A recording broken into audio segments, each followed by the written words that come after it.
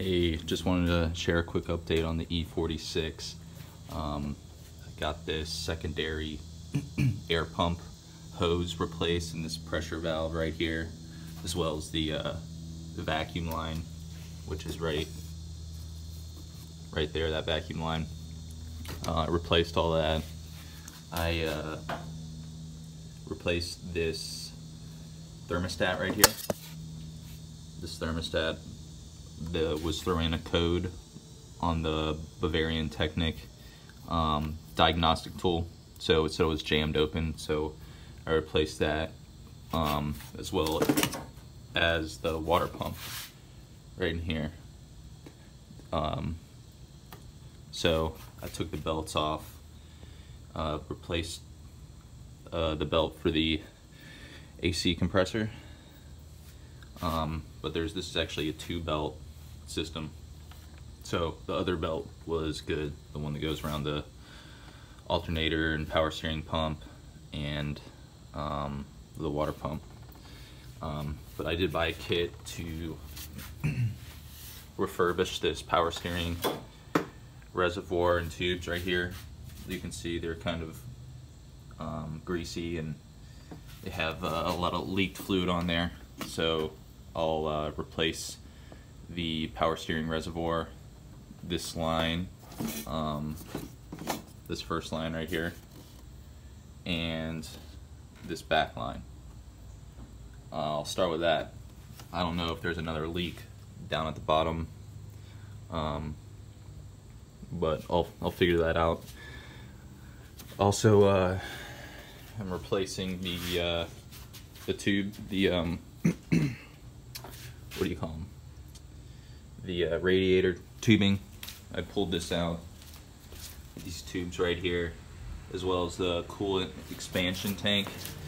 These typically cause issues on E46s, and this one looked like it had already been changed. This is a 2000 E46, and this part is from 2009, so that's already been changed once. And actually this lower radiator hose was stuck on here so tight, I just had to saw it off, so I'm going to replace that hose too in the engine. But I got a kit with these 2 hoses, the coolant expansion tank, and a bunch of sensors and stuff like that. Also took out the disvalve, and I ordered a new O-ring, genuine BMW O-ring for that to put around that right there. These typically fail, but this one hasn't failed yet. It still has spring tension on here. When they fail, they just flap around, but I don't think I'll have to buy a new one right now. And then got the windshield wiper tank out.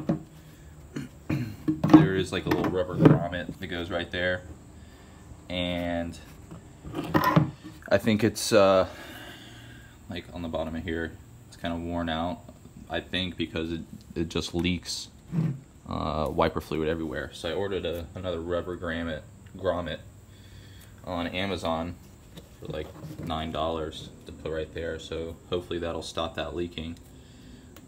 Everything else on the wiper system seems to work fine. So yeah, got that going on. Interior wise, I added this new stitching and composite leather material to the steering wheel. So this original wrapping had been sun damaged, so I tore that off and did this other hand stitched steering wheel wrap. So it came out, I think I would give it probably a B minus. This is my first try. Stitching right here is really nice on this part, but we got some, it doesn't exactly fit in the groove right there, but I put a little RTV on there, adhesive, to try to keep it down, and tucked it in there. So I think it'll be fine. This side is a little better fitting, but all in all, this was a very nice addition to the car, I think. especially, you know, you plan to spend a lot of miles in this, because it gives you really nice grip. And it was about 6 hours of labor stitching that, so I learned a lot about stitching in that time period. My first, you know, by the end of it I was able to get it really tight. So yeah, so that looks good. I have it jacked up on the side right now. I was doing that for the drain the coolant, so I pulled out the fan, the electric fan. So yeah, I did order a new radiator. So this is going to be kind of like a complete cooling system overhaul. It's going to have this new radiator, coolant expansion tank. This hose I'm going to keep, but you can't even really see it. But the other one I had to saw off. I'm going to have to replace that hose, and that connects back into the engine block. You can kind of see it right up there. So this is where the disavow goes. This is the